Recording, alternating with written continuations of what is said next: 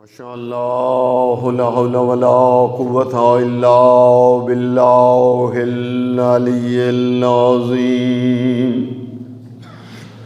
اعوذ باللہ من الشیطان الرجیم۔ بسم اللہ الرحمن الرحیم۔ الحمد للہ الواحد الاحد والفرد الصمد الذي لم يلد ولم يولد ولم يكن له كفوا أحد، والصلاة والسلام على أول العدد والعبد المؤيد والرسول المسدد والمحمود الأحمد حبیب الہ العالمین وبالقاسم محمد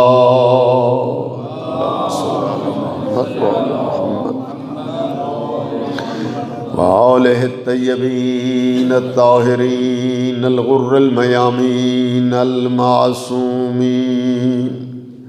ولعنۃ اللہ علی اعدائہم من الآن الی قیام یوم الدین۔ رب اشرح لی صدری ویسر لی امری واحلل عقدۃ من لسانی یفقہوا قولی۔ اما بعد فقد قال اللہ تبارک و تعالی فی کتابہ المجید وفرقانہ الحمید۔ بسم اللہ الرحمن الرحیم۔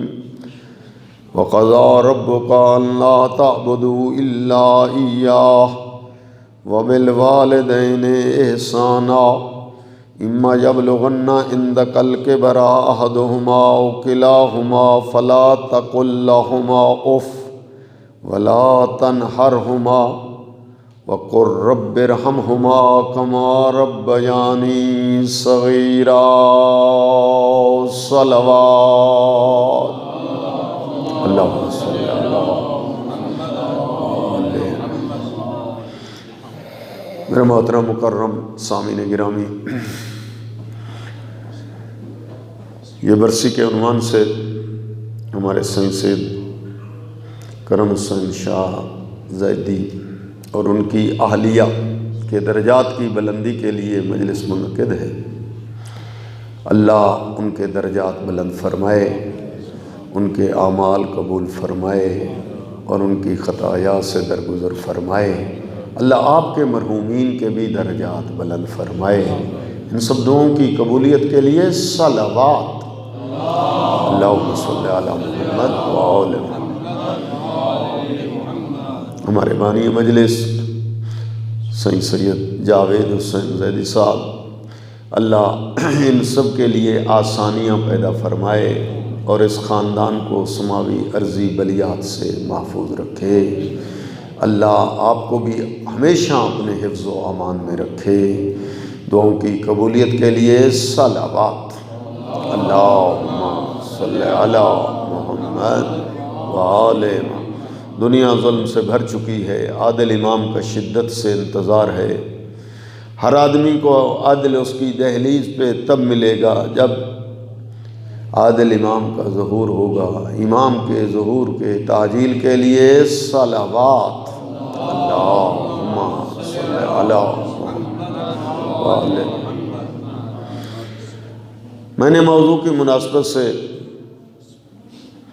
قرآن کریم 15واں پارہ سورہ بنی اسرائیل کی آیت 23 اور 24 تلاوت کی۔ چاہتا ایسے ہوں کہ اگر آپ کی توجہ شامل حال رہے تو اس آیت کی تفسیر پیش کر سکوں۔ ماحول بدل گیا ہے الحمدللہ۔ آپ جانتے ہیں کہ اب تو باقاعدہ جو ہے یہ مطالبہ ہے کہ ہمیں قرآن سنایا جائے، ہمیں قرآن کے احکام بیان کر کے ہماری علمی پیاس بجھائی جائے، اور وہ تب ہو سکے گا کہ مجالس میں بھی قرآن سنیں اور اپنی عادت بھی بنائیں کہ روزانہ صبح کی نماز کے بعد یا جس وقت بھی آپ کے پاس وقت کی گنجائش ہو، نماز کے بعد قرآن جو ہے وہ ترجمے اور تفسیر سے پڑھ۔ البتہ یہ جب کوشش کریں گے تب ہوگا۔ ماحول چینج ہو رہا ہے، اب کافی تبدیلی آ گئی ہے۔ یہ منبر قرآن کے لیے بنا تھا، حقیقت ایسے ہے۔ اگر مان لو، شاید آدھا مجمع اس طرح مطمئن نہ ہو، یہ منبر اصل میں قرآن پیش کرنے کے لیے ہی بنایا گیا تھا، اور مسجد نبوی میں اس کا آغاز ہوا۔ پہلے ایک اور درخت کا تنہ تھا مسجد میں، نبی کریم اس کی ٹیک لگا کے وہ خطبہ دیا کرتے تھے، تقریر بھی فرمایا کرتے۔ پھر کسی عاشق رسول نے چاہا کہ آپ کے لیے کوئی بیٹھنے کے لیے ایک منبر جو ہے بنایا جائے، لہذا اس قسم کا منبر جو ہے، البتہ ہر وہ شیپ شکل یہ اس طرح کی تھی، لیکن وہ سادہ تھا ذرا جی، وہ بنایا گیا اور لا کر رکھا گیا، اور پیغمبر نے آ کر اس منبر پہ تشریف آوری فرما کر اپنا بیان شروع کیا۔ لیکن وہ کھجور کا جو تنہ تھا نا، جس کے ساتھ ٹیک لگ کر تقریر فرمایا کرتے تھے نا سرکار جی، نبی ادھر بیٹھے تو وہ کھجور کا تنہ رونے لگ گیا۔ اب تعجب کریں گے، کہیں گے وہ تو بے جان۔ جی میرے دوستو، بے شک ہمارے نزدیک بے جان، پر قرآن کہتا ہے ان من شیء، کائنات کی کوئی شے ایسی ہے ہی نہیں جو اللہ کی تسبیح نہ کرتی۔ جی، تو باقاعدہ رونے کی آواز اس تنے کھجور کے تنے سے نا سرکار اٹھے اور جا کر اس کے اوپر ہاتھ رکھا جی، تب وہ کھجور کے تنے نے رونا بند کیا جی۔ پہلا منبر مسجد نبوی میں بنایا گیا اور سرکار اس پہ بیٹھ کر جی جو تقریر سرکار ارشاد فرمایا کرتے تھے، اگر وہ ذہن آپ کے ذہن میں بھی ہے کہ کاش ہم مدینے ہوتے، اس دور میں ہوتے، سرکار کے منبر کے نیچے بیٹھ کر خود ختمی مرتبت کی تقریریں سنتے، تو پھر ذہن بنائیں اس وقت جو ہے وہ قرآن پیش کرتے تھے اور قرآن کی تفسیر پیش کرتے تھے، ٹاپک یوں ہوتے تھے۔ اب وہ ہمارا مجمع اس طرح خشک تقریر نہ سنے، وہ علیحدہ چیزیں ہیں جی۔ میں فضائلی بندہ ہوں، فضائل زیادہ تقریر میں پیش کرتا ہوں، لیکن آج کی مجلس کی مناسبت سے موضوع بیان ہے جی، ورنہ جی کافی دوست دیکھتا ہوں صحیح ہم مسجد کوفہ ہوتے، کاش حضرت وہاں تقریر فرمایا کرتے تھے نا، عالم علم لدنی کی تقریریں سنتے مسجد کوفہ میں بیٹھ کر۔ میرے دوستو، وہ تقریریں باقاعدہ لکھی جا چکی ہیں اور کتاب کی شکل میں چھپ چکی ہیں، جس کا نام جو ہے نہج البلاغہ ہے، لیکن کتنا ہیں جو حضرت امیر کی تقریریں سننے والے موجود ہیں۔ وہ تقریریں حضرت کی تقریریں، وہ 3 حصے ہیں نا نہج البلاغہ کے۔ ایک حصہ حضرت کے خطبات پہ مشتمل ہے، خطبات اسی تقریر کو کہتے ہیں، عربی میں خطبہ، خطبات، ہم کیا کہتے ہیں تقریریں، مجلسیں، تقریریں ہیں حضرت کی، خطبے ہیں۔ ایک جو ہے وہ لیٹر ہیں جن کو مکتوبات کہا جاتا ہے، نہج البلاغہ آپ نے کھولی ہوگی بلکہ پڑھتے ہیں، تو ایک حصہ جو ہے وہ مکتوبات ہیں حضرت کے، وہ لیٹر ہیں، خط ہیں، خطوط۔ اور تیسرا حصہ جو ہے نہج البلاغہ کا کلمات کسار ہیں، یعنی مختصر چھوٹے چھوٹے علمی ہیرے، علمی جواہر، وہ آخری حصہ ہے۔ دوستو، اگر یہ لمبے خطبے نہیں پڑھ سکتے جی جوانوں، تو پھر کم از کم وہ تیسرا حصہ جو مختصر ہے نا جی، اس کے ایک ایک فرمان جو ہے وہ روزانہ پڑھیں۔ ایک دن آئے گا کہ آپ جی وہ نہج البلاغہ کا تیسرا حصہ ایسے پڑھ لیں گے جس طرح قرآن کریم کا آخری پارہ چھوٹے چھوٹے سورتوں پر مشتمل ہونے کی وجہ سے آپ پڑھ لیتے۔ یہ تجویز اگر پسند آ جائے تو بسم اللہ، نہیں تو خیر ہے، کوئی حرج نہیں ہے۔ ہاں مجھے واپس کر دینا، میں واپس لے جاؤں گا۔ جو متفق ہیں میرے ساتھ صلوات پڑھیں بآواز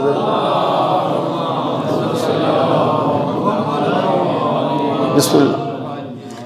جی میں نے عرض کیا کہ قرآن کریم کی آیت میں نے 2 آیتیں تلاوت کی ہیں، سورہ بنی اسرائیل ہے اور 23 اور 24 نمبر ہے آیت کا، جس میں مالک ارشاد فرماتا ہے وَقَضَىٰ رَبُّكَ أَلَّا تَعْبُدُوا إِلَّا إِيَّاهُ وَبِالْوَالِدَيْنِ إِحْسَانًا، اللہ کا یہ فیصلہ ہے، قضا ربک یعنی قضاوت، اللہ کا یہ حکم ہے کہ اللہ کے علاوہ کسی کی عبادت نہ کرو۔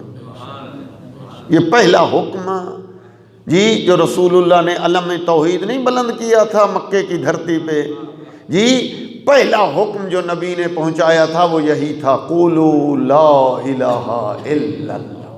یہ آغاز ہے اسلام کا، شیعت وہی اسلام ہے، اسلام وہی شیعت ہے، یہ ذہن میں رکھ لیں۔ شیعت کوئی علیحدہ چیز جو ہے اسلام سے ہٹ کر نہیں ہے، بلکہ اسلام کی حقیقی تعبیر، اسلام کی اصلی پرفیکٹ ایکسپلینیشن وہ ہے ہی شیعت۔ اسلام کی باقی تعبیریں بھی ہیں، جتنے فرقے ہیں سارے مسلمان ہیں دوستو، سارے اسلام کی تعبیریں ہیں، جتنے فرقے ہیں انہوں نے اسلام کو جیسے جیسے سمجھا ہے انہوں نے ویسے ویسے پیش کیا ہے۔ جی رسول اللہ سے صحابہ کرام نے علم لیا، اسلام لیا، احکام لیے، تعلیم لی، جی انہوں نے پھر آگے جو ہے پیش کیا، وہ اسلامی فرقے ہیں، مسلمان ہیں، لیکن جتنا انہوں نے سمجھا انہوں نے وہ پیش کیا۔ ہم نے یہ اسلام لیا ہے ان سے جن کے متعلق نبی نے فرمایا کہ کبھی ان سے نہ غلطی ہو سکتی ہے، یہ معصوم ہے۔ انا مدینۃ العلم وعلی بابها من اراد العلم فلیات الباب۔ کبھی فرمایا انی تارک فیکم الثقلین، کتاب اللہ و عطرت اہل بیتی، 2 چیزیں چھوڑ کے جا رہا ہوں، ایک کتاب ہے، ایک عطرت اہل بیت ہے۔ ما ان تمسکتم بہما لن تضلوا بعدی، جب تک تمہارے 2 ہاتھ ان 2 چیزوں سے متمسک رہیں گے میں محمد گارنٹی دیتا ہوں لن تضلوا بعدی، تم کبھی بھی گمراہ نہیں ہوں گے۔ انہما لن یفترقا، قرآن اور اہل بیت ایک دوسرے سے کبھی جدا نہیں ہوں گے، جو قرآن کہے گا وہی اہل بیت فرمائیں گے، جو اہل بیت کہیں گے وہی قرآن فرمائے گا۔ یہ حتیٰ کہ یاردا علیہ الحوض، حتیٰ کہ یہ دونوں میرے پاس آ جائیں گے حوض کوثر پر، قرآن اہل بیت سے جدا نہیں اور اہل بیت قرآن سے جدا نہیں۔ سبحان اللہ، آواز بلند اور صلوات۔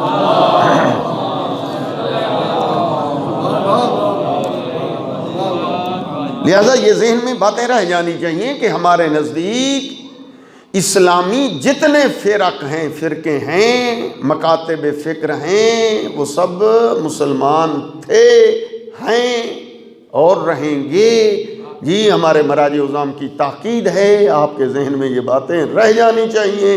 جی ہاں، لیکن یہ ذہن میں اگر آپ سے کوئی سوال کرے کہ آخر آپ نے پھر یہ تشیع کو کیوں اختیار کیا، مکتب اہل بیت کو کیوں اختیار کیا، جی ہاں باقی مکاتب بھی تو موجود ہیں نا، باقی مسلک بھی تو موجود ہے، آپ نے ان کو اختیار کیوں نہ کیا اور تشیع کو کیوں اختیار کیا؟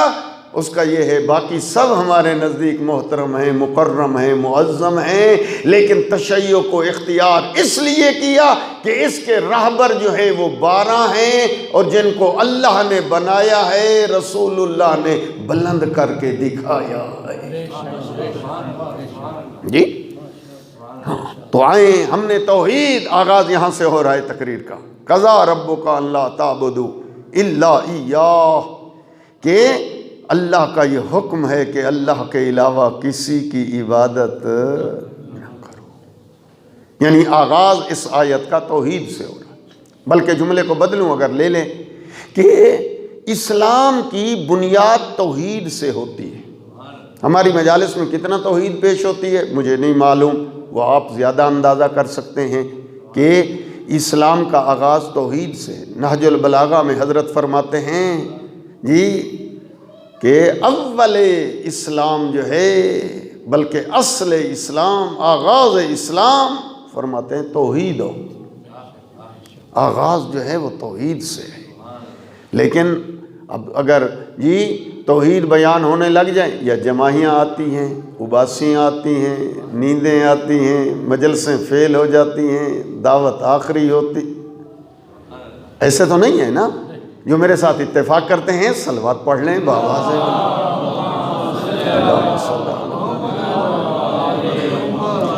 میرا دوست حضرت کی تقریریں سننے کا دم بھرنے والا اور یہ کہنے والا کاش میں کوفے کی مسجد میں ہوتا، حضرت کی تقریریں سنتا، تو یہ نوٹ کر لے دل میں کہ حضرت کی تقریر کا آغاز ہوتا ہی توحید سے تھا۔ دلیل آپ لے آئیں نہج البلاغہ، خطبے شروع کریں جی، حضرت کی ہر تقریر کی ابتدا توحید۔ اب ہمارے ہاں جی چونکہ ماحول یہ جب بھی بات ہوتی ہے جنرل ہوتی ہے، شاید آپ سمجھ لیں راولپنڈی کی بات ہے یا اسلام آباد کی جی یا گلشن آباد کی، نا بات ہمیشہ جنرل ہوگی۔ بعض اوقات جاتے ہیں نا جی، بعض جگہوں پر ایک مولانا جو ہیں وہ توحید پیش کرنا شروع کر دے تو کچھ لوگ جو ہیں شک میں پڑ جاتے ہیں، کیا بات ہے کہ اس نے توحید پیش کر دی، کیا یہ وہابی ہے؟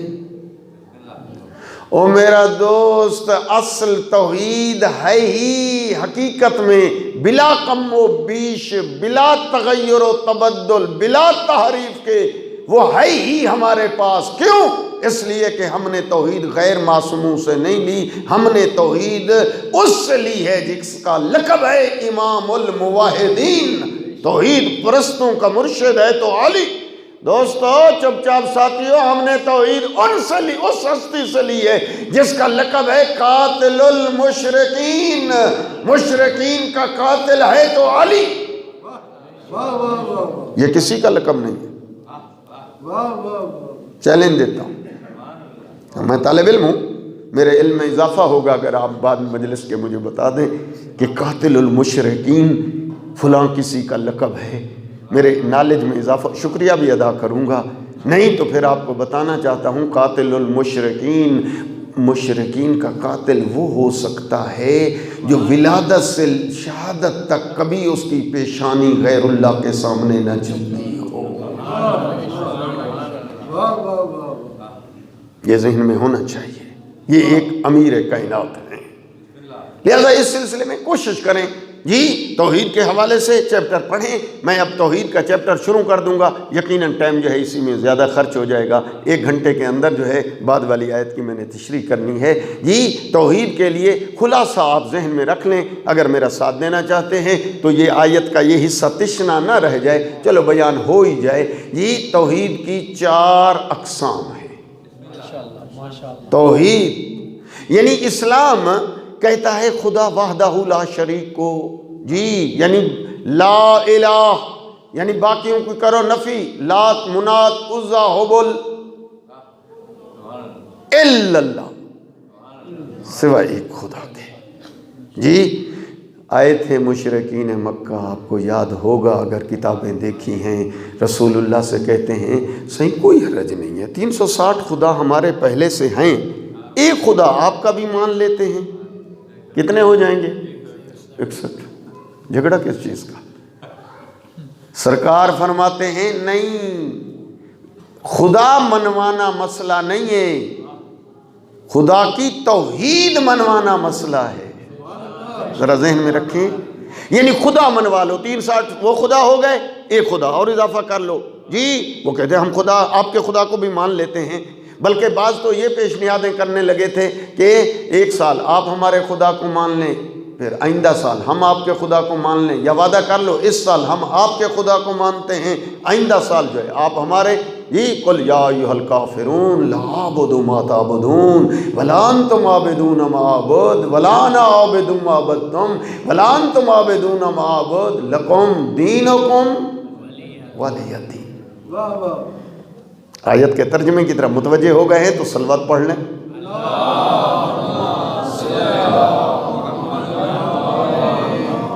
یعنی یکتائی توحید کا بریک معنی اگر کرنا ہے، ایک خدا ایک ہے، یہ بھی صحیح ترجمہ اتنا نہیں ہے، اردو ذرا محدود ہے، صحیح اس لیے ٹرانسلیشن نہیں ہو سکتے عربی کے، اردو چھوٹی زبان ہے جی۔ ہاں ایک، ہم اردو میں اس کو بھی ایک کہتے ہیں جس کی جزیں ہوں، لیکن یہ عہد ہے، عہد کا معنی یہ ہے ایسا خدا جس کی جز نہیں، مرکب نہیں جی اس لیے یکتا لفظ کہیں تو وہ شاید ایک کی نسبت لفظ یکتا وہ ٹھیک ہے جی۔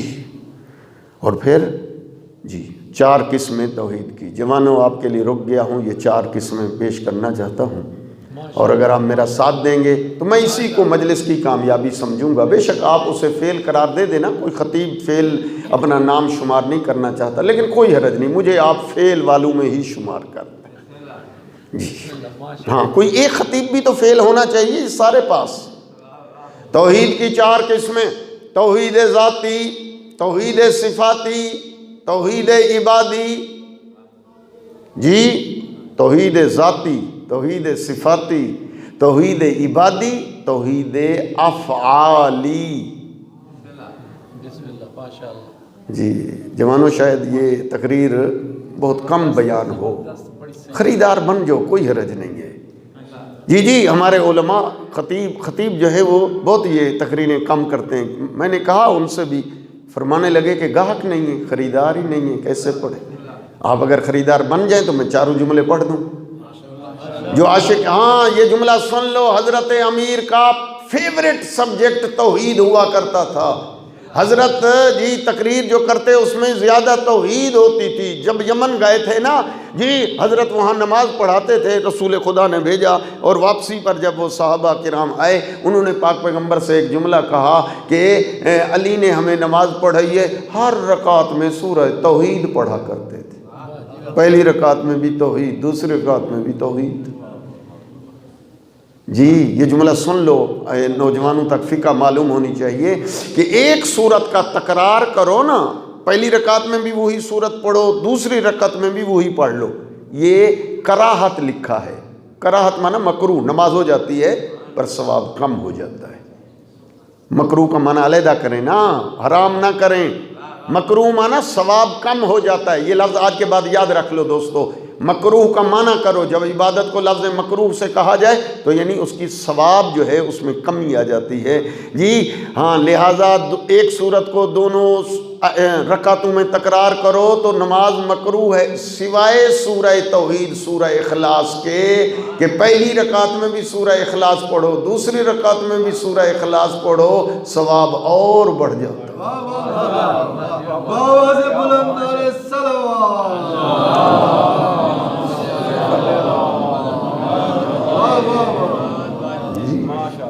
اس وقت حضرت علی سے پوچھا کہ یہ کہتے ہیں کہ انہوں نے دونوں رکعتوں میں سورہ توحید، ہاں دیکھ کر حضرت علی فرماتے ہیں مجھے سورہ توحید زیادہ پسند ہے پورے قرآن سے، پورے قرآن میں سے جو زیادہ پسند ہے سورت وہ سورہ توحید ہے جی، مجھے اس سے محبت ہے۔ اس وقت نبی نے بھی ایک جملہ فرمایا، کہا یا علی آپ کو توحید سے جیسے محبت ہے ایسے توحید کو آپ علی سے محبت ہے۔ یہ اس وقت کا جملہ ہے، آگے پیچھے کا نہیں، یہ اس وقت کا جملہ ہے جب نبی نے بھیجا یمن اور واپس آئے تھے علی جی۔ ہاں توحید ذاتی یعنی اللہ کی ذات واجب الوجود ہے، وہ اپنے وجود میں کسی کی محتاج، وجود میں کسی کی محتاج، اللہ کے علاوہ باقی کل ممکن الوجود ہیں، اپنے وجود میں اللہ کے محتاج۔ ہم کون ہیں؟ ممکن الوجود، اپنے وجود اور بقا میں محتاج ہیں کس کے؟ اللہ کے، پر اللہ کسی کا محتاج۔ ایک بات جلدی کر دوں اس لیے کہ شاید جی کوئی کسی دوست کے ذہن میں یہ سوال آ جائے کہ اللہ جو واجب الوجود ہے جی، سوال یہ ہے کہ ہر شے جو ہے اس کا کوئی نہ کوئی بنانے والا ہوتا ہے جی، تو پھر ہم تو اپنے آپ کو نہیں بنا سکتے، ہمیں تو بنانے والا اللہ، پر اللہ کا بنانے والا؟ جواب، اللہ کا وجود ذاتی ہے۔ ذاتی کا ترجمہ کرنا چاہتا ہوں، اللہ کا وجود ذاتی ہے۔ کیا معنی اللہ کا وجود ذاتی ہے جی؟ کوئی چیزیں اس کی ذاتی، نمک کی نمکینی جو ہے وہ ذاتی ہے، نمک نمکینی بحر سے لے آئے نہ، آپ کا سالن جو ہے وہ نمکینی لے گا نمک سے، پر نمک کی نمکینی اس کی اپنی ذات میرے خیال میں شاید متوجہ نہیں ہوئے. شربت بنا رہے ہیں، کوئی حرج نہیں. شربت کا مٹھاس جو ہے وہ چینی کی وجہ سے ہے، پر چینی کا مٹھاس جی کوئی چیز تر ہے، کیوں؟ پانی لگ گیا اس لیے تر ہے. وہ اس کو تری ملی دوست پانی کی وجہ سے، پر پانی کو تری کس نے دی؟ اس کی ذاتی ہے. اس لیے اللہ کا وجود ذاتی ہے، وہ غیر سے نہیں لیتا. باقی کل کائنات ممکن ہے وہ اپنا وجود اللہ سے لیتی ہے. واجب الوجود ذاتی. دوسرا لفظ صفاتی. اللہ جی توحید صفاتی یاد کر لو. آپ علمی لوگ ہیں، سارے پڑھے لکھے ہیں، میرے لیے خوش نصیبی کہ ایسے چہرے کبھی کبھی دیکھنے نصیب ہوتے ہیں جی. ہاں بڑی یاد ہے. خیبر خندق کہیں نہیں جا رہا اگر جی لیکن ہاں یہ ضرورت جو ہے اس چیز کی. صفاتی اللہ کی صفات اس کی عین ذات ہیں جی. باقی جگہ آپ دیکھیں گے صفات علیحدہ ہیں اور ذات. یہ عالم دین ہے، ہاں یہ عالم دین ہے، وہ عالم دین ہے. ایک وقت تھا یہ عالم نہ تھا، یہ تھے لیکن عالم نہ تھے. ہمارے کسی مجتہد کا نام لے لو جی، وہ عالم وہ موجود تھے، پیدا ہوئے، لیکن وہ مجتہد نہ تھے، عالم نہ تھے. علم علیحدہ تھا، وہ مجتہد جی وہ علیحدہ تھا. جب بچپن جی بالکل بچہ، لیکن جب وہ پڑھا تو وہ بن گیا عالم، بن گیا مجتہد جی. لیکن اللہ کا علم ذاتی ہے، جب سے ہے تب سے عالم. تصور ہی نہیں ہو سکتا کہ اللہ ہو اور علم اس ٹائم نہ ہو، بعد میں اللہ ہو قدرت نہ ہو. ہاں جی جب سے ہے تو قادر ہے، جب سے ہے تو حی ہے. چلو جو متوجہ ہو گئے خشک ٹاپک کی طرف، چھلکتی ہوئی صلوات پڑھ دیں. واہ واہ بلا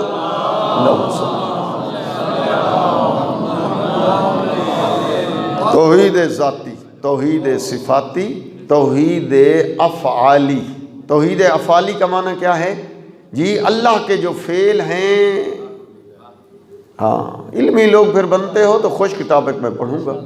ہاں اگر بالکل اگر دیہاتی مجمع ہو تو پھر صاف ظاہر ہے پھر نعرے والی تقریریں ہوں گی جی. دوست جی توحید افعالی، اللہ کے جو فعل ہیں وہ اللہ ہی انجام دیتا ہے، اللہ کے علاوہ کوئی اور انجام نہیں دیتا. اللہ کے فعل کیا ہے جی؟ خلق کرنا، پیدا کرنا. یہ کس کا فعل ہے دوستو؟ ممبر سے یہ چیزیں نہیں پیش ہوں گی تو پھر لوگ جو ہیں نا ہاں جی کلپ آپ کے جب آپ کہیں گے کہ اللہ کے علاوہ کسی اور ہستی کو کہیں گے یہ ہے خالق، یہ ہے رازق جی، تو پھر کلپ بنا کر جی نیٹ پہ ڈال دیے جائیں گے. کیا یہ شیعوں کا عقیدہ یہی ہے کہ اللہ کے علاوہ خالق، اللہ کے علاوہ کوئی رازق؟ تو پھر یہ مشرک ہیں، پھر واجب القتل ہیں. پھر سمجھ لینا کہ آپ کی تقریر کیا نقصان کرتی ہے جی. قرآن پڑھ دوں؟ سورہ روم کی آیت 40 سنا دوں؟ سورہ روم نوٹ کر لو، بعد میں خود تفصیل دیکھ لینا، میں جلدی آگے جا رہا ہوں. سورہ روم آیت 40. اللہ الذی خلقکم ثم رزقکم ثم یمیتکم ثم یحییکم. اللہ وہ ہے خالقکم جو تم سب کا خالق ہے تو اللہ. ثم رزقکم تم سب کو رزق دینے والا ہے تو اللہ. ثم یمیتکم تم سب کو موت دینے والا ہے تو اللہ. ثم یحییکم تم سب کو قبر سے اٹھانے والا ہے تو اللہ. جی یعنی اللہ کے فعل اللہ ہی انجام دیتا ہے، اللہ کے علاوہ کوئی اور انجام. ہاں اگلا جملہ سن لیں، اس کے ساتھ اٹیچ کر لیں تاکہ وہ بات ادھوری نہ رہ جائے کہ نبی ہوں یا ائمہ معصومین ہوں، وہ اللہ کی دی ہوئی طاقت سے بے اذن اللہ معجزہ دکھاتے ہوئے مردوں کو زندہ کر سکتے ہیں بے اذن اللہ مقام اعجاز میں. یعنی وہ ذاتی یہ فعل ان کا ذاتی ہو نہ، یہ فعل ذاتی ہے تو اللہ کا. ائمہ معصومین کا یہ فعل ذاتی ہو، مستقل ہوں اس فعل کو انجام دینے میں، نہ میرا دوست، وہ انجام دیتے ہیں بے اذن اللہ، اللہ کے اذن سے، اللہ کی اجازت سے، اپنی نبوت کو ثابت کرنے کے لیے، اپنی امامت حقہ کو بیان کرنے کے لیے معجزہ دکھاتے ہیں، پر بے اذن اللہ۔ یہ 3 قسمیں ہو گئی، چوتھی قسم اور میں آگے بڑھ جاؤں جی، اور چوتھی قسم توحید ذاتی، توحید صفاتی، توحید افعالی، اور چوتھی قسم جی توحید عبادی، یعنی عبادت وہ صرف اللہ کی، سجدہ ہے تو اللہ کے لیے، رکوع ہے تو اللہ کے لیے، کیا کریں؟ اس لیے لا الہ نہیں کوئی قابل عبادت۔ وہ میرا دوست جی، میں لاڑکانہ گیا مجالس پڑھنے کے لیے، مختلف علاقوں میں جانے کا اتفاق ہوتا ہے جی، مجھے وہاں اتفاق سے وہ میرے بانی، میں گیا تو معلوم ہوا کہ یہ میرے بانی ہیں، مجھے وہ فرمانے لگے مولانا آپ حضرت علی کو اس طرح مانتے ہیں جتنا میں مانتا ہوں؟ میں نے کہا آپ کیا مانتے ہیں؟ کہا میں تو حضرت کو خدا مانتا ہوں۔ میں نے کہا یہ شیعت نہیں ہے، یہ نصیریت ہے۔ وہ تھوڑا ناراض ہونے لگے، تو میں نے کہا کوئی حرج نہیں، مجھے تو معلوم نہیں تھا کہ آپ، میں مجلس پڑھنے کے لیے آپ کے پاس پہنچ گیا، لیکن یہ جملہ آپ سن لیں، حضرت اگر میرے آقا امیر المومنین یہ اگر خود خدا ہیں، اس کا معنی یہ ہے پھر وہ عبادت تو نہیں کرتے ہوں گے۔ کہا کہ اگر علی عبادت نہیں کرتے تھے، مولانا پھر سن لے کائنات میں کوئی عبادت کرنے والا ہے ہی نہیں، عبادتیں سکھائی ہیں تو وہ حضرت علی نے سکھائی ہے، عبادتوں کا محافظ ہے تو حضرت علی ہے۔ میں نے کہا پھر مجھے اتنا بتا دے، جو اگر حضرت علی خود خدا ہیں تو وہ سجدے کس کو کرتے تھے؟ بے شک، واہ واہ واہ، ناراض تو نہیں ہوئے؟ چلو جو راضی بیٹھے ہیں صلوات پڑھ لیں باقی۔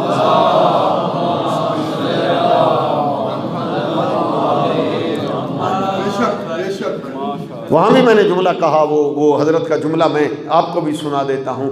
حضرت دیکھ کر کہتے ہیں کفا بعزن ان اکون لک عبدا، کفا بفخرا ان تکون لی ربا۔ علی کے لیے یہ مقام عزت ہے کہ میرے اللہ علی تیرا عبد ہے۔ ترجمہ آپ کر لیں، کفا بعزن، علی کے لیے، علی کی عزت کے لیے یہ کافی ہے کہ علی تیرا عبد ہے، علی تیرا عبد ہے۔ کفا بفخرا ان تکون لی ربا، علی کے لیے یہ مقام فخر ہے کہ علی کا تو رب ہے۔ انت کما احب فاجعلنی کما تحب، مالک تو ایسے ہے جیسے علی چاہتا ہے، علی کو ایسے بنا جیسے تو چاہتا ہے۔ نعرہ حیدری۔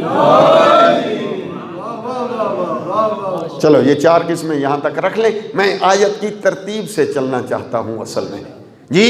آیت تو آپ کو یاد ہو گئی، سورہ بنی اسرائیل آیت 23-24 جی ہاں، قضا ربک الا تعبدوا الا ایاہ، اللہ کا یہ حکم قطعی ہے کہ اللہ کے علاوہ کسی کو نہ سجدہ کیا جائے، نہ رکوع کیا جائے، نہ عبادت کی جائے، نہ اس کے ساتھ شریک قرار دیا جائے، نہ ذات میں، نہ صفات میں، نہ افعال میں، نہ عبادت میں۔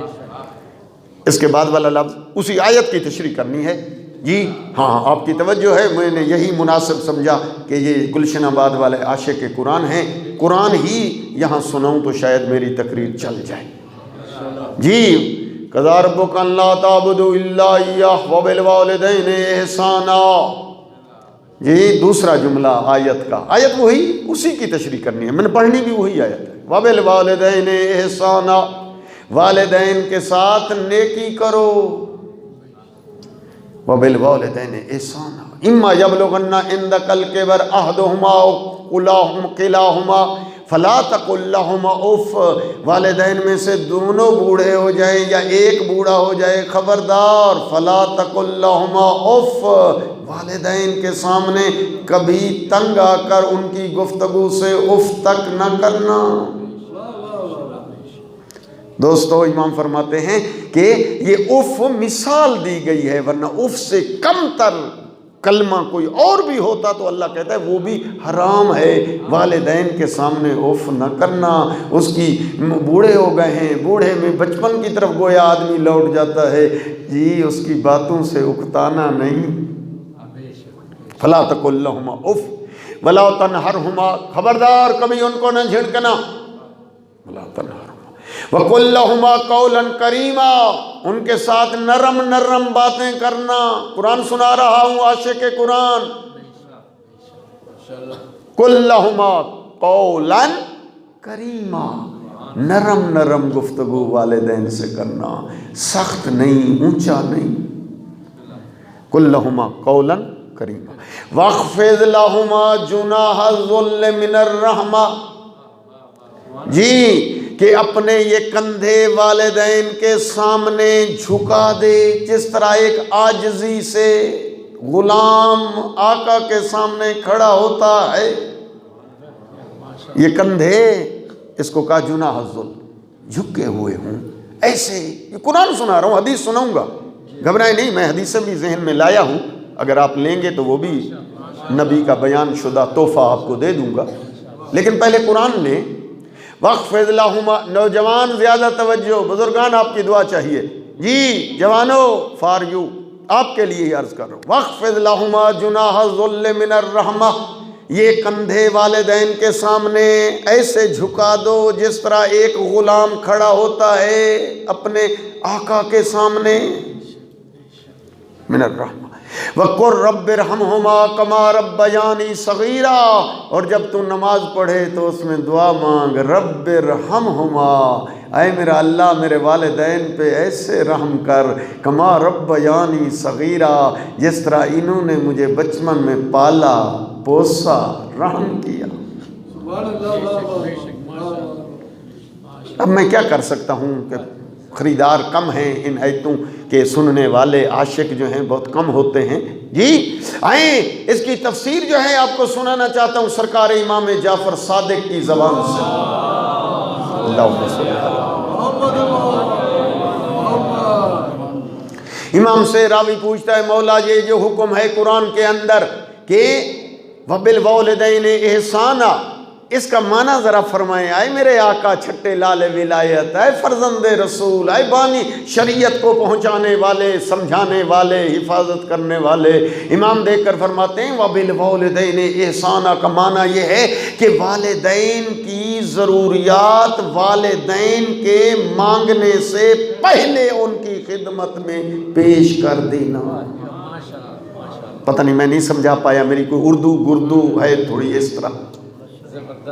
جی فرمایا کہ والدین مانگے اور پھر تو دے، والدین کا جی لباس وہ کہیں تب تو جائے اور لے آئے، غذا کھانا وہ فرمائیں اور تب تو لے آئے۔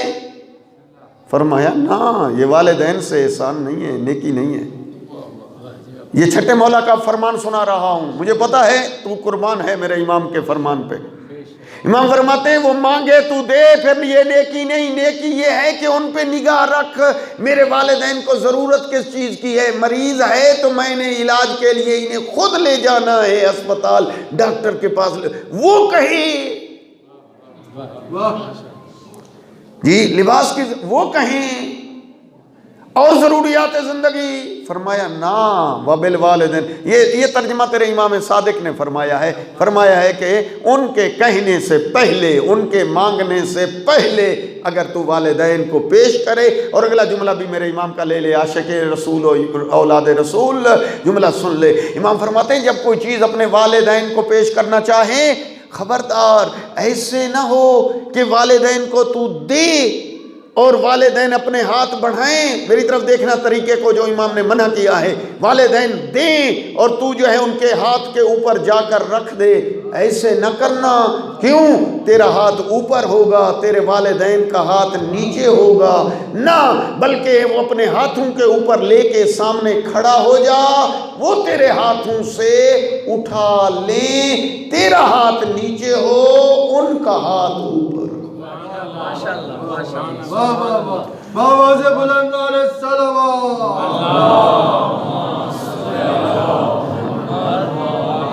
माशाअल्लाह माशाअल्लाह किबला माशाअल्लाह। इस साल सवाब की मजलिस है जी। सैयद करम हुसैन शाह ज़ैदी और जी हमारे बानी भी हैं डेरा इस्माइल खान में, मैं इनके पास जी 2 अशरे मुहर्रम के DI खान पढ़ता रहा हूँ जी। अल्लाह करवट करवट इनको जन्नत नसीब फरमाए जी। हाँ तो दोस्तों यानी इमाम हर एक बारीक बारीक नुक्ते को बयान फरमा रहे हैं। देखकर फरमाते हैं खबरदार कहीं ऐसा ना होने पाए कि वालिदैन भी चल रहे हो, तू भी चल रहा हो, तू वालिदैन के आगे आगे चलना शुरू कर दे। खबरदार वालिदैन के आगे न चलना। कहीं गुफ्तगू हो रही हो महफिल में, कहीं ऐसा ना हो कि तेरी आवाज़ तेरे वालिदैन की आवाज़ से बुलंद हो जाए और तेरे वालिदैन की आवाज़ नीचे हो। कहीं बैठने की मंजिल आए, कहीं ऐसा ना हो कि तू पहले बैठ जाए और तेरे वालिदैन को बैठने की बाद में जगह मिले। खबरदार कहीं ऐसा ना होने पाए। ये किसकी तकरीर है? छठे लाल विलायत सरकार इमाम सादिक की। सलवत पढ़ ले बाबा।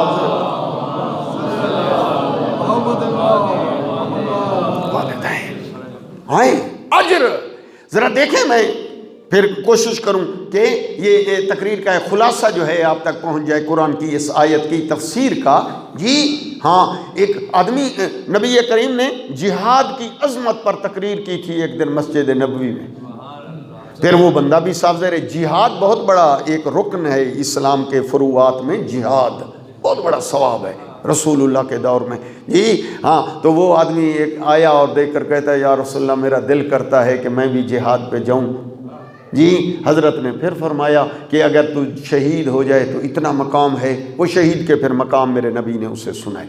फिर कहा कि अगर तू ज़िंदा वापस आ जाए तो तू ऐसे हो जाएगा, जिहाद से वापस आने के बाद ऐसे हो जाएगा पाक गुनाहों से जिस तरह माँ के शिकम से बच्चा पैदा होता है।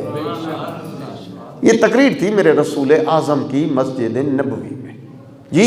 ये सारी तकरीर सुना, उसके दिल में जी जज्बा है जिहाद में, लेकिन वो अपनी मजबूरी अर्ज़ करता है। कहता है या रसूलल्लाह जी मेरी वालदा है, उसका कोई ख्याल करने वाला मेरे अलावा कोई नहीं है। मैं ही पूरी निगहदाश्त, उसका खाना, उसके तमाम ज़रूरियात जी मेरे अलावा घर में हमारी हवेली में और कोई नहीं है। जुमला सुनना अगर तोल सकता है तो तोल ले। ये इरशाद नबवी देखकर नबी फरमाते हैं फवल्लज़ी नफ्सी बियदे, कसम उठाकर कहा। मैं कहता हूँ या रसूलल्लाह फरमा देते, कसम न उठाते तब भी हमारे तो यकीन सर आँखों पे। कहते हैं उस ज़ात की कसम जिसके कब्ज़ा कुदरत में मैं मोहम्मद की जान है। ये अरबी में कसम उठाने का एक तरीका है, यानी अल्लाह की कसम जी। उनसुहुमा बिका यौमन व लैला, वालिदैन का मानूस होना तेरे साथ। यौमन व लैला, एक दिन एक रात, यानी एक दिन और एक रात वालिदैन की खिदमत में रहना। जुमला तोलना तराजू है अक्ल का, तोलना। नबी फरमाते ना तू ना तोल बल्कि नबी तोलते हैं। देख कर फरमाते हैं यौमन व लैला, वालिदैन की खिदमत में रहना अफजलो मिन जिहाद सना, 1 साल के जिहाद से अफजल है। एक दिन का जिहाद नहीं, 2 दिन नहीं, 1 महीना नहीं। इसलिए मैं रिवायतों बिलफ्ज़ सुनने का माना यही है कि बात ना बढ़ जाए ना घट जाए, पूरी पूरी पढ़ूं ताकि लफ्ज़ इधर उधर ना होने पाए जी। यानी 1 साल के जिहाद से अफजल है तेरा वालिदैन की खिदमत में रहना। 1 यौम 1 शब, 1 दिन 1 रात जी। वालिदैन आज नौजवान अगर मुतवज्जे हो जाएं इस मजलिस के ज़रिए से, बल्कि मैं कहता हूँ खुश नसीब हैं वो जिनके वालिदैन ज़िंदा हैं। अब जिनके चल बसे उनके लिए भी 1-2 जुमले अर्ज़ करूँगा कि वो क्या करें जी। लेकिन फ़िलहाल जिनके वालिदैन ज़िंदा हैं जी, हाँ 10-15 मिनट वो सुन लें कि जी हाँ मेरा दोस्त ये जुमले मेरा मेहरबान आपकी तवज्जो रहनी चाहिए कि एक आदमी आया है पाक पैगंबर की खिदमत में, अर्ज़ करता है या रसूल अल्लाह मैं गुनहगार हूँ। माहौल ऐसा था, मेरा मुआशरा जिस सोबत में सही मैं रहा करता था جی میں اپنے اوپر کنٹرول نہ کر سکا، میں بہت گناہ کر بیٹھا، کوئی گناہ ایسا ہے ہی نہیں جو میں نے نہ کیا، اب دل جاگا ہے، دل نورانی، پشیمان ہوں، یا رسول اللہ کوئی توبہ کا وسیلہ، کوئی ہیلا؟ ذرا سنیں، گویا آپ سوال کر رہے ہیں صحیح کی خدمت میں، رسول اللہ کی خدمت میں آپ کا سوال ہے، یا رسول اللہ گویا یہ گلشن آباد والوں کا بھی سوال ہے، یہ بھی گناہوں سے پاک و صاف بننا چاہتے ہیں، گویا یہ بھی آپ کی خدمت میں ہاں جی وہ سوال ہے۔ دیکھنے ذرا، پاک پیغمبر فرماتے ہیں، اسے ایک جملہ کہتے ہیں، تیرے گناہ معاف ہو جائیں گے، ہاں تیری والدہ زندہ ہے؟ عرض کرتا ہے یا رسول اللہ نہیں وہ فوت ہو گئی۔ فرمایا پھر تیرے والد زندہ ہیں؟ عرض کرتا ہے ہاں یا رسول اللہ وہ زندہ ہیں۔ فرمایا جا اپنے والد کی خدمت کر اور اپنے والد سے دعائیں لے، تیرے سارے گناہ اللہ معاف کر دے۔ جملہ سننا، وہ چلا گیا، اٹھ کے چلا گیا جی، باقی بیٹھے تھے لوگ، ہاں وہ تو چلا گیا، پاک پیغمبر نے باقیوں کو اس طرح دیکھا، دیکھ کر فرمایا کاش اس کی ماں زندہ ہوتی تو بہت جلد اس کے گناہ معاف ہو جاتے۔ دوستو کوشش کریں، جن کے والدین زندہ ہیں، گناہ بخشوانے کا ذریعہ والدین، نیکیاں کمانے کا ذریعہ والدین، سال کی جہاد کا اجر اپنے نامہ اعمال میں لکھوانے کا ذریعہ وسیلہ والدین۔ نہ سمجھا سکا، شاید میری زبان میں کوئی لکنت ہے تو جملہ جوان یہ لے لو جی، سرکار فرماتے ہیں جو بھی اپنے والدین کو محبت کی نگاہ سے والدین کے چہرے کو ایک دفعہ تک کے دیکھے، میرے نبی کا ارشاد ہے، سچے نبی کیا فرماتے ہیں؟ فرمایا اسے ایک حج مقبول کا ثواب مل جاتا۔ نبی نے فرمایا ایک دفعہ والدین کو دیکھنا کتنا؟ ایک مقبول۔ حج پہ ہم جاتے ہیں، پتہ نہیں قبول ہو یا نہ ہو، بیچ میں کفارے پڑ جاتے ہیں، بیچ میں وہ 24 چیزیں جو حرام ہوتی ہیں کبھی ان میں ارتکاب ہو جاتا ہے۔ حج کی اس طرح حج بری کیا ہے، حج بغیر عالم دین کے کرنا بڑا مشکل ہے جی، لہذا کوشش کیا کر۔ لیکن ادھر فرمایا کہ حج، البتہ واجب حج کی بات نہیں ہو رہی، واجب رہتا ہے، اسے ادا کرنا پڑتا ہے جی۔ فرمایا مقبول حج کا ثواب ملتا ہے جو ایک دفعہ والدین کے چہرے کو محبت کی نگاہ سے دیکھ۔ شاید وہاں کوئی گلشن آباد جیسا کوئی وہ بھی بیٹھا ہوگا جی، دیکھ کر کہتا ہے یا رسول اللہ اگر کوئی بار بار دیکھے، ایک دفعہ دیکھے تو ایک حج کا ثواب، اگر کوئی 70 دفعہ دیکھے۔ اب جملہ جواب نبی قسم، سرکار فرماتے ہیں تو یہ سمجھتا ہے کہ اللہ کے ہاں ثواب کی کمی ہے؟ 70 دفعہ اگر محبت کی نگاہ سے والدین کے چہرے کو دیکھے، اللہ اس کے نامہ اعمال میں 70 حج کا ثواب لکھ دے۔ جی اس کا برعکس بھی ہے، برعکس یعنی اس کا برعکس فرمایا جو والدین کے چہرے کو غضب کی نگاہ سے دیکھے، غصے کی نگاہ سے، کسی بات پہ غصہ آ گیا، اب غضب کی نگاہ سے، غصے کی نگاہ سے والدین کو ایسے دیکھے جی، بسم اللہ جی علیکم السلام، ہاں دیکھ کر فرمایا کہ اس کی نیکیاں ضائع ہو جاتی ہیں، ایسے جیسے اس نے کی ہی نہیں۔ ٹاپک ہے، پتہ نہیں میں بیان کرنے میں کس حد کی طرف جو ہے جی، قرآن کی وہ آیت میں نے پڑھی ہے جی، اسی کو ضرور پڑھنا، اس کی تفسیر ضرور دیکھنا، قرآن کی تفسیریں آج آپ کے گھروں میں موجود ہیں جی، سورہ بنی اسرائیل آیت 23 آیت 24 ضرور دیکھنا اس کی تفسیر جی، تب جو ہے آپ کے علم میں جہاں اضافہ ہوگا وہاں نیکیاں کمانے کا موقع ملے گا۔ جنت جانا چاہتا ہے اور میرا دوست، جنت کے خواب والدین کی خدمت کے بغیر نہیں ہو سکتے۔ حضرت عیسیٰ کے پاس ایک بندہ آیا کرتا تھا جی، لکھا ہے کہ وہ فوت ہو گیا۔ حضرت عیسیٰ نے عرض کیا مالک وہ بندہ ایک میرے پاس آیا کرتا تھا، چل بسا، ذرا اگر یہ مادی پردے ہٹا دے میں دیکھوں کہ وہ جنت میں کس جگہ پر ہے۔ سنو گے ہے حوصلہ؟ جی ارشاد ہوا روح اللہ میرا عیسیٰ نبی وہ بندہ جنت میں نہیں ہے، وہ جہنم ہے۔ میرے اللہ ظاہری طور پہ تو وہ ٹھیک تھا، لفظ ذہن میں رکھیں، ظاہری طور پہ تو وہ ٹھیک لگتا تھا۔ سرکار فرماتے ہیں اللہ کا حکم ہوا روح اللہ جی حضرت عیسیٰ سے، عیسیٰ باقی کام اس کے ٹھیک تھے لیکن والدین کا وہ گستاخ تھا اور والدین کے نافرمان پر میری جنت حرام ہے۔ ابھی بھی موقع ہے، بندہ اگر والدین کی خدمت سے محروم ہے بن جائے خادم، بخشوا لے گناہ، لکھوا لے نام اعمال میں حج۔ جی مفت کے طریقے ہیں، کوئی اتنے کون سی زحمت ہوتی جی۔ اب پڑھیں، اس چیپٹر کو پڑھنا چاہیے جوانوں۔ آج تو اتفاق ہو گیا جی سید جاوید حسین زیدی کے والدین کی برسی کی مجلس جو ہے گلشن آباد قیم اول محمد امام بارگاہ میں منعقد ہوئی اور مجھے قرآن پڑھنے کا موقع ملا اور آپ کی خدمت میں میں نے یہ جرت کی۔ یہ یاد رکھ لیں میرا دوست کہ اگر جی سنت نماز تو پڑھ رہا ہے، سنت نوافل، فقہ سن لے، فقہ یہ بھی مسئلہ سن لے، اگر والدہ بلائے حکم یہ ہے کہ سنت نماز توڑ دے، لفظ کو نہیں بدلنا۔ میں نے مسئلہ کچھ بیان کیا ہو سمجھنا ہے، اور اس کو نہ واجب نماز کے توڑنے کی بات نہیں کر رہا، میں مستحب نماز کی بات کر رہا ہوں۔ اماں بلائے، والدہ بلائے، فقہ مسئلہ بتا رہا ہوں کہ سنت نماز توڑ دے، دوڑ کر والدہ کو لبیک کہے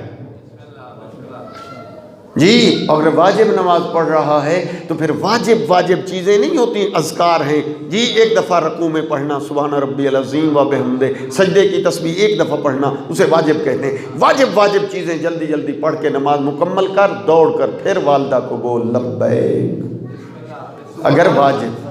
محمد و آل محمد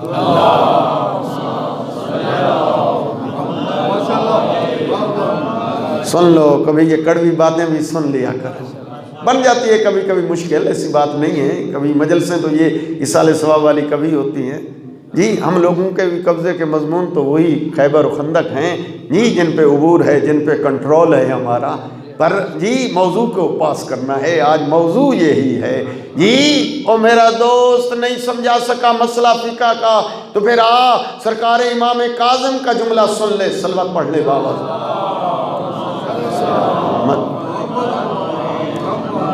ساتویں امام دیکھ کر فرماتے ہیں کہ بنی اسرائیل کا وہ عابد جس کا نام جرائع تھا، جس نے عبادت خانہ ادھر پہاڑ کی چوٹی پہ بنایا تھا جی ہاں، اور اس میں عبادت میں شب و روز مصروف رہا کرتا تھا۔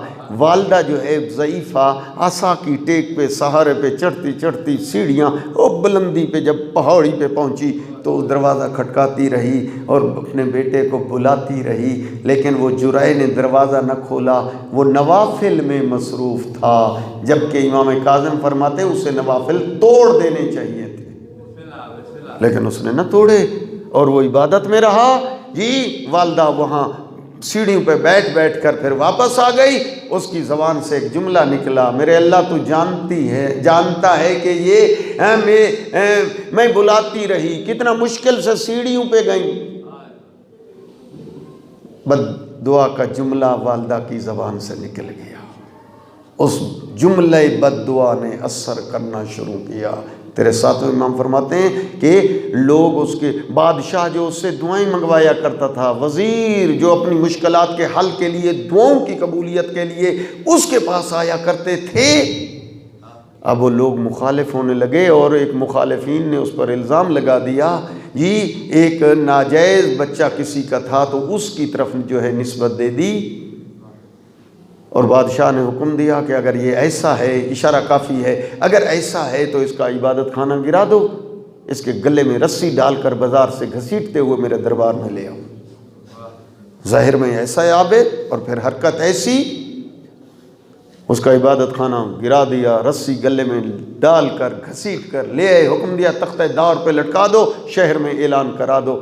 سب لوگ جمع ہو گئے تختہ دار پہ اسے چڑھایا جانے لگا۔ اس نے دیکھا کہ اس کی ضعیفہ ماں بھی وہ عصا کے سہارے روتی چیختی پیٹتی وہاں سے آ رہی ہے۔ میرا بیٹا تو ایسا نہ تھا، میرا بیٹا جی دیکھ کر جی کہتا ہے اماں جی یہ ایک تیری دعائیں رکی ہیں جس کا نتیجہ آج میں تختہ دار پہ ہوں، تو دعا ادھر سے کر دے، میں دیکھتا ہوں کون ہے مجھے تختہ دار پہ لٹکانے والا۔ عصا اس کا سوٹی اس کی گر گئی، دونوں ہاتھ اس نے دعا کے لیے ادھر فضا میں کھڑے کیے، میرے اللہ میرے بیٹے کو معاف کر دے، میں راضی ہوں، میں راضی۔ اس کو اسم اعظم یاد تھا۔ اس نے کہا اس بچے کو لے آؤ جس کی نسبت میری طرف دے رہے ہو۔ وہ نو مولود بچے کو لے آئے جی۔ اس نے کہا اس کو ایسے ہاتھوں پہ بلند کرو۔ اس نے اسم اعظم پڑھا، میرے اسم اعظم کے بعد یہ دعا مانگی، میرے اللہ تو قوت گویائی دے دے اس نو مولود بچے کو، یہ بچہ بتائے کہ یہ کس کا بیٹا ہے۔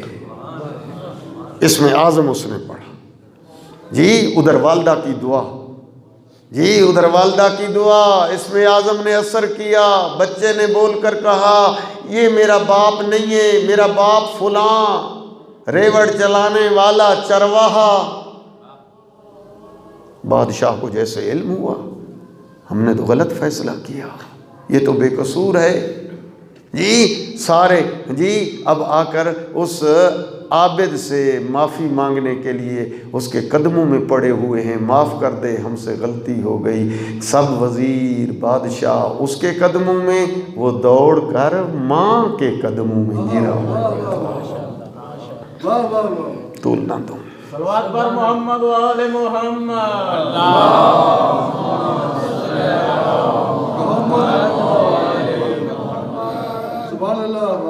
اب طول ہے لیکن طول و تفصیل نہیں دینا چاہتا۔ میرا دوست پورا ایک باب ہے اطاعت والدین، لکھ جی، کتابوں کے اندر چیپٹر موجود ہیں اور اس کو پڑھ پوری ڈیٹیل سے جی۔ تو زائر امام ہے، تیرے دل میں حسرتیں ہیں جی، ہم جاتے ہیں زیارت کرنے امام کی جی، کربلا نجف جی۔ وہاں ایک عالم ہے وہ کہتا ہے کہ میں نے دیکھا شب جمعہ ہے، ایک جی دیہاتی ہے، دیہاتیوں کی شکل سیدھی سادھی جی، شہر والے ذرا اب ایک میں اس طریقے سے، لیکن وہ سیدھا سادہ بندہ، وہ کہتا ہے میں نے دیکھا کہ اس نے زری کے پاس آ کر کہا السلام علیکم یا ابا عبداللہ، آقا ابا عبداللہ حسین، میں ادنا نوکر کا سلام۔ وہ عالم دین سید کہتا ہے میں نے دیکھا جالی ہٹ گئی اور امام نے ادھر اپنے مزار سے ظاہر ہو کر کہا وعلیکم السلام۔ پوری ڈیٹیل وہاں لکھی ہے۔ وہ کہتا ہے جب یہ زیارتیں کر نمازیں پڑھ کر باہر نکلا تو میں بھی اس کے پیچھے ہو لیا، جب گلی میں پہنچا تو جا کر میں نے پکڑ لیا، کون سا تو نے کام کیا ہے؟ ہم تو روزانہ زیارتیں پڑھ سلام کرتے ہیں، کبھی ہم امام نے ہمیں تو سلام کا جواب نہیں دیا، تیرا کون سا عمل ہے کہ آقا نے تجھے جواب دے دیا؟ کہا کہ یہ حالت صرف میں دیکھتا ہوں، کسی اور کو نظر نہیں آتی، یہ والی حالت، یعنی امام نظر آئیں، آپ نے دیکھ لیا؟ کہا آج مجھے بھی امام کی زیارت ایسے نصیب ہوئی جی، ہاں مکاشفہ ہوا، یہ حالت مادی پردے ہٹ گئے موت۔ کہا یہ راز تھا تجھے پتہ نہ چلتا؟ کہا اب مجھے بتا دے کون سا تو نے کام کیا ہے؟ کہا والدہ کو میں جی ہاں دیہات سے ہر شب جمعہ، ایک شب جمعہ والد کو لے آتا ہوں سواری پہ بٹھا کر، اور ایک شب جمعہ اپنی والدہ کو لے آتا ہوں۔ ایک شب جمعہ جب میں والد کو لے کر آ رہا تھا، میری والدہ نے کہا میں ضعیفہ ہو گئی ہوں، ممکن ہے آئندہ ہفتے تک میں زندہ رہوں یا نہ رہوں، مجھے بھی لے چل۔ میں نے کہا اماں جان بارش ہو رہی ہے، سردی ہے، آپ کیسے چلیں گی؟ سواری ایک ہے۔ کہا نہیں بیٹا میں بھی چلوں گی۔ میں نے کہا میری ماں ناراض نہ ہو جائے، میں نے والد کو تو سواری پہ بٹھا دیا، ہاں میں خود ان کے سامنے بیٹھ گیا۔ میں نے کہا میری ماں تو میرے کندھے پہ سوار ہو جا۔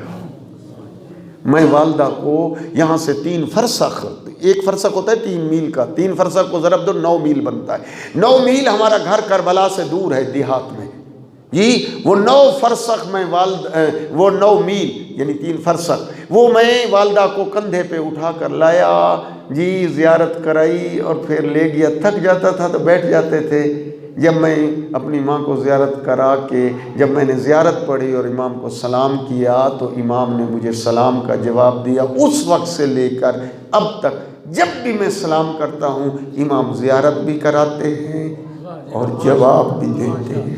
صلوات پر محمد و آل محمد۔ نہیں، ایک دفعہ بآواز بلند صلوات پڑھیں۔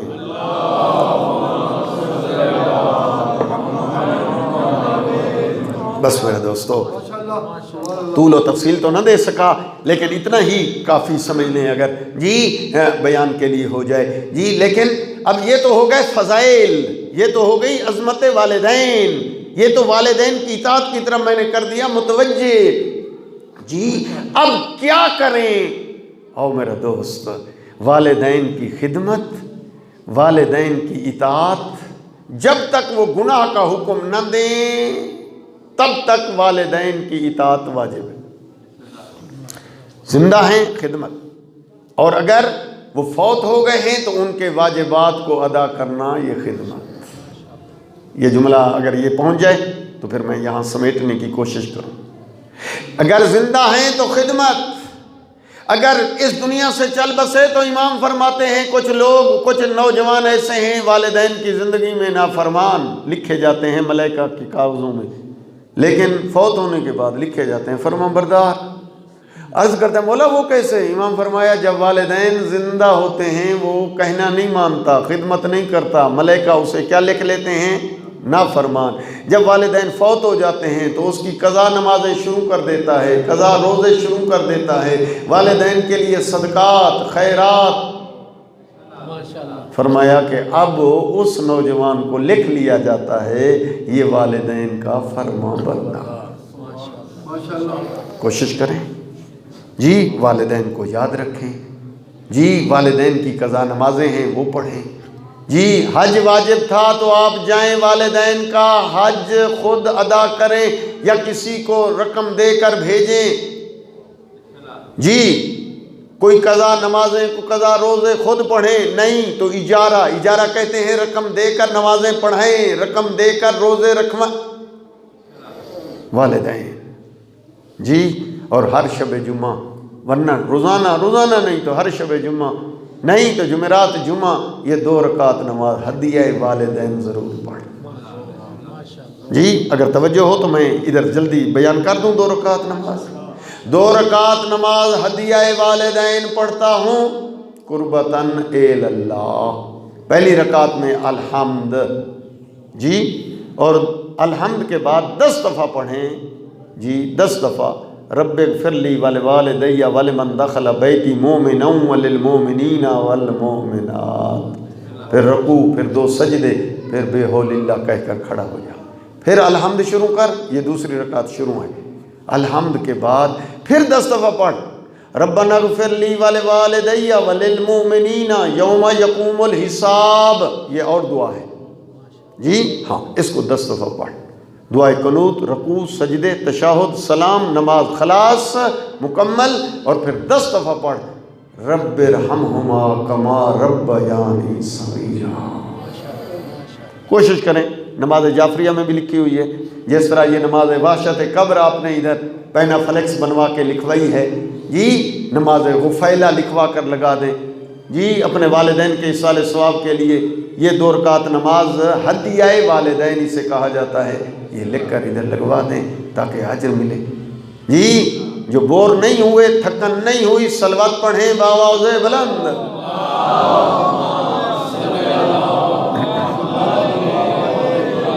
آئیے میرا دوست، یا رسول اللہ،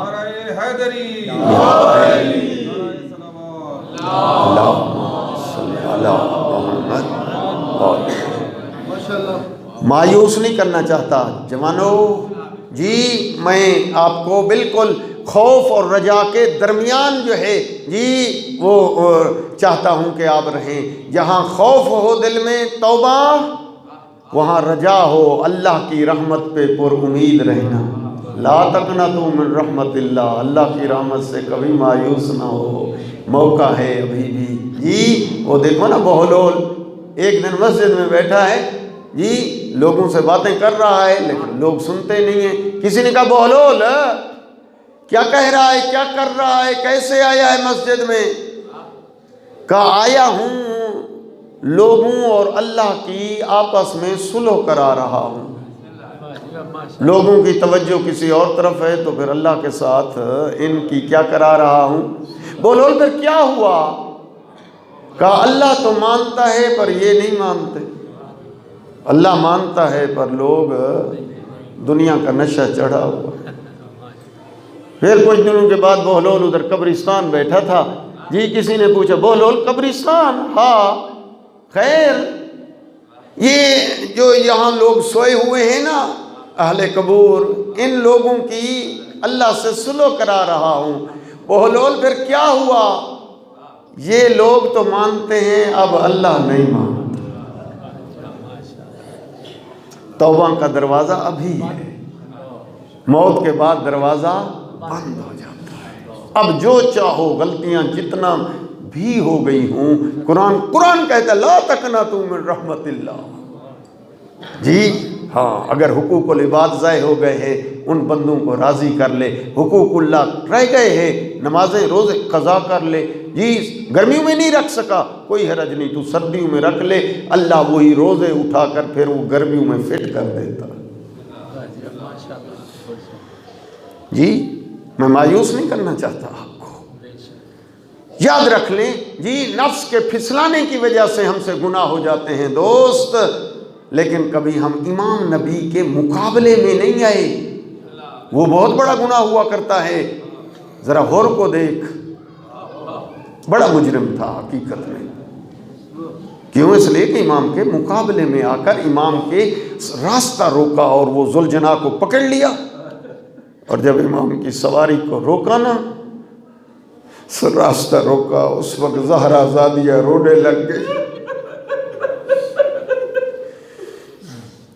جی۔ اور اس وقت میرے امام نے بھی ایک جملہ کہا، شاید آپ نے پڑھا ہوگا، نہیں پڑھا تو سن لو جی۔ اس نے امام کی سواری کی لگام ایسے پکڑ لی اور روک دیا، کہا نہیں جانے دوں گا، کہا نہیں جانے دوں گا۔ امام جی زہرا زادیہ رونے لگ گئی، امام نے ایک جملہ کہا، تیری ماں تیرے غم میں بیٹھے، یعنی تجھے موت آئے۔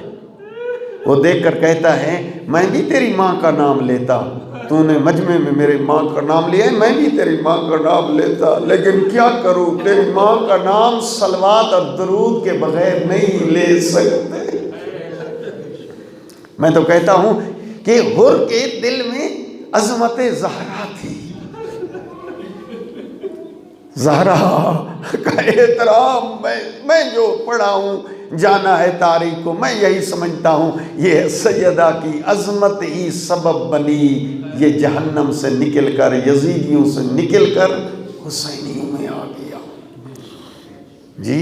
حتیٰ جب نماز کا ٹائم ہوا اس وقت امام نے فرمایا اور والوں سے تم پڑھ لو اپنی نماز، ہم نماز کا ٹائم ہو گیا، ہم نماز پڑھتے ہیں۔ کہا نہیں، ہم علیحدہ نماز نہیں پڑھیں گے، ہم آپ کے پیچھے پڑھیں گے۔ اور اس نے امام کے پیچھے نماز پڑھی، شاید وہی نماز جو امام کے پیچھے اس نے پڑھی یزیدیوں سے نکال کر لے آئی جی۔ تو میں نے متوجہ تو آپ کو کر دیا جی کہ حر جتنے ہم مجرم نہیں ہیں، ہاں کبھی ہم امام کے مقابلے میں تو نہیں آئے، کبھی نبی کے مقابلے میں تو نہیں آئے، نفس نے پھسلا دیا، شیطان کی وجہ سے گناہوں کے مرتکب ہو گئے، پر عزادارو ہماری بخشش کے لیے 12 امام وسیلہ اور ذریعہ ہے۔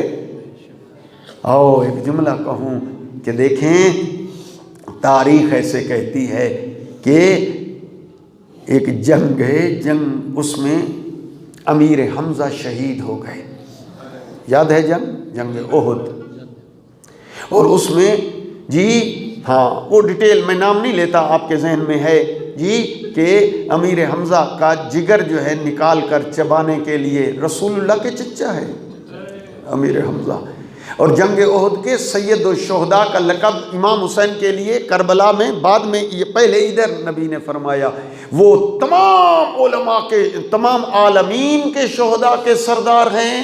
کون؟ امام حسین تمام، لیکن جنگ احد کا سید الشہداء امیر حمزہ ہے جی۔ لکھا ہے کہ اس کے ہاتھ کاٹے گئے، جسم کے اعضاء کاٹے گئے، اور اس کو صحرا بنا کر اس نے اپنے گلے میں ڈالنا چاہا جی، اور پھر وہ جگر چبانا چاہا، وہ سخت ہو گیا، وہ نہ چبا سکی جی ہاں، تو وہ اعضاء کٹے ہوئے تھے۔ جناب امیر حمزہ کا قد دراز تھا، اور رسول اللہ کی پھپھی ہے، امیر حمزہ کی بہن ہے جی ہاں، صفیہ اس کا نام ہے۔ وہ اس کو پتہ چلا نا کہ میرا بھائی مارا گیا جنگ احد میں، شہید ہو گیا جی، وہ دوڑی مدینے سے جی، اب یہ بھی مدینے میں آ گیا ہے احد، یہ مدینے کے اندر، لیکن اس وقت یہ بحر تھا جی ہاں، وہ وہاں سے دوڑی، بی بی زہرا بھی ساتھ آئی تھی، اور یہ صفیہ بھی رسول اللہ کی پھپھی ہے، اور اس کا بھائی شہید ہو گیا۔ کون؟ امیر حمزہ جی، اور رسول اللہ کو بتایا گیا کہ صفیہ بھی دوڑتے ہوئے آ رہی ہے۔ یا رسول اللہ، بھائی بھائی کرتے ہوئے آ رہی ہے، کبھی بیٹھ جاتی ہے، کبھی گرتی ہے، کبھی اٹھتی ہے، وہ دوڑتے ہوئے۔ میرے نبی نے حکم دیا کہ یہ بہن ہے، بھائی کی لاش نہیں دیکھ سکے گی۔ نبی نے ایک چادر دی، فرمایا یہ چادر امیر حمزہ کی لاش پہ ڈال کر لاش کو چھپا دو۔ میں نے اشارہ کیا، شاید آپ متوجہ ہوئے یا نہ، یہ امیر حمزہ کے جسم کے ٹکڑے، منہ سے، ہاتھ سے یہ کاٹے تھے، یہ جسم جو ہے زخمی ہو گیا تھا امیر حمزہ سید الشہداء کا۔ رسول اللہ فرماتے ہیں یہ چادر اوپر ڈال دو تاکہ بہن جو ہے اپنے بھائی کو اس حال میں نہ دیکھے، ورنہ شاید بے ہوش نہ ہو جائے کہیں۔ لہذا وہ چادر ڈالی گئی۔ امیر حمزہ کا قد دراز تھا، اگر سر کی طرف چھپاتے تھے نا وہ پاؤں ظاہر ہو جاتے تھے، پاؤں کی طرف چادر کو کھینچتے پھر سر ظاہر ہو جاتا۔ میرے نبی خود آ گئے، میرے نبی فرماتے گھاس اور تنکے اکٹھے کر کے لے آؤ۔ وہ گھاس اور تنکے لے آئے اور فرمایا یہ پاؤں کی طرف یہ ڈال لو اور پورا جسم میرے چچا کا چھپا دو، میں دیکھ نہ سکے۔ عزیزانو، اگر کہو تو ایک جملہ کہہ دوں، یا رسول اللہ، گلشن آباد کے یہ غلام آپ کے، نوکر آپ کے، یا رسول اللہ عرض کرتے ہیں کہ آپ امیر حمزہ کی لاش تو چھپا رہے تھے کہ صفیہ ان کی بہن نہ دیکھے، صفیہ دیکھے گی جسم کٹا ہوا اور روتے ہوئے گر جائے گی۔ یا رسول اللہ ذرا کربلا ایک نگاہ کیجئے، امام حسین کی لاش۔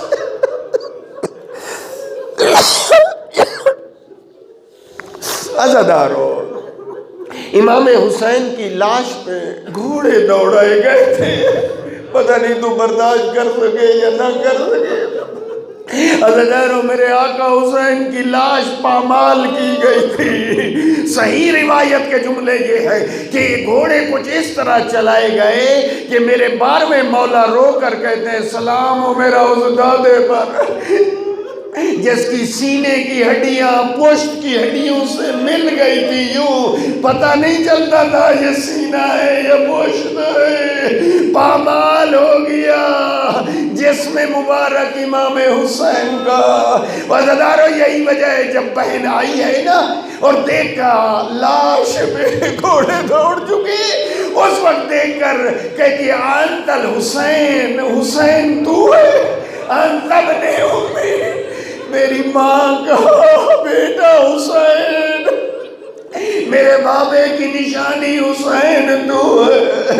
عزادارو، کٹے ہوئے گلے سے آواز آئی، یا میری بہن، دیکھ کر کہتی ہے ماں جائے، میں آئی ہوں، میرا سلام قبول کر، تیری بہنی جا رہی ہے کوفہ و شام۔ عزادارو، مرثیے پڑھے ہیں، روایتوں میں وہ مرثیے موجود ہے۔ جناب سکینہ نے بھی مرثیہ پڑھا، جی اور جناب سکینہ دیکھ کر کہتی ہے میں نے بابا کے کٹے ہوئے گلے پہ اپنا منہ رکھ دیا، میرے بابا کے کٹے ہوئے گلے سے آواز آ رہی تھی، شیعتی ما ان شربتم ماز ملو میرے شیعہ، جب ٹھنڈا پانی پینا حسین کی پیاس کو یاد کرنا، اور جب کسی مظلوم کو دیکھنا میری مظلومیت کو یاد کرنا۔